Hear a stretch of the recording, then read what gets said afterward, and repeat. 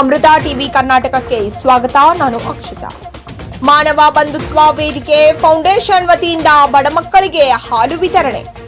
ಬಾಗಲಕೋಟ್ ಜಿಲ್ಲೆಯ ಗುಳೇದಗುಡ್ಡ ತಾಲೂಕಿನ ತಾಲೂಕು ಮಟ್ಟದ ಸಂಸ್ಥೆಯವರು ಸೂಮಟ್ಟಿ ಗ್ರಾಮದ ವಸತಿ ಶಾಲೆಯಲ್ಲಿ ಇರುವ ಮಕ್ಕಳಿಗೆ ಮತ್ತು ಬೇರೆ ಬಡ ಮಕ್ಕಳಿಗೆ ಹಾಲು ವಿತರಣೆ ಮಾಡಿದರು. ಮೂಢನಂಬಿಕೆಯ ಹಬ್ಬ ಈ ಪಂಚಮಿ ಹಬ್ಬ.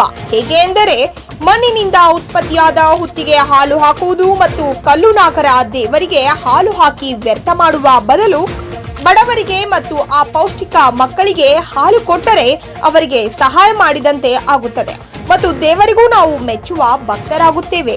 ಹಸಿದವನಿಗೆ ಅನ್ನ ಹಾಲು ಕೊಟ್ಟರೆ ದೇವರು ಒಳ್ಳೆಯದನ್ನ ಮಾಡುತ್ತಾನೆ. ದೇವರು ಸ್ವತಃ ನನಗೆ ಹಾಲು ಕೊಡಿ ಎಂದು ಹೇಳಿಲ್ಲ.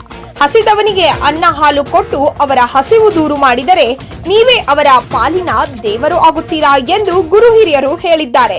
ಮೂಢನಂಬಿಕೆಯಿಂದ ಹಾಲು ಕಲ್ಲಿಗೆ ಮಣ್ಣಿಗೆ ಹಾಕಿ ವ್ಯರ್ಥ ಮಾಡದೆ ಹಸಿದವನಿಗೆ ನೀಡಿ ಎಂದು ಜನರಿಗೆ ಈ ಒಂದು ಸಂದೇಶವನ್ನ ನೀಡಿದರು. ಈ ಒಂದು ಸಂದರ್ಭದಲ್ಲಿ ಫಕೀರಪ್ಪ ತಳವಾರ್ ವಾಲ್ಮೀಕಿ ಸಮಾಜದ ಅಧ್ಯಕ್ಷರು ರಾಮನ್ ಗೌಡ ಗೌಡರು, ಪಡಿಯಪ್ಪ ಮನ್ನಿಕಟ್ಟಿ, ದ್ಯಾಮಣ್ಣ ಗೌಡರು, ಬಸವರಾಜ್ ದಳವಾಯಿ, ಶಿವಪ್ಪ ಮನ್ನಿಕಟ್ಟಿ, ಕುಮಾರ್ ನರಿ, ದೇವು ಮಣಿಕಂಠ್, ಮುತ್ತಪ್ಪ ವಿಠಲ್, ಲಕ್ಷ್ಮಣ್ ಮತ್ತು ಇನ್ನೂ ಅನೇಕ ಮುಖಂಡರು ಕಾರ್ಯಕರ್ತರು ಉಪಸ್ಥಿತರಿದ್ದರು. ವರದಿ ವೀರೇಶ್ ವಸ್ತ್ರದ್.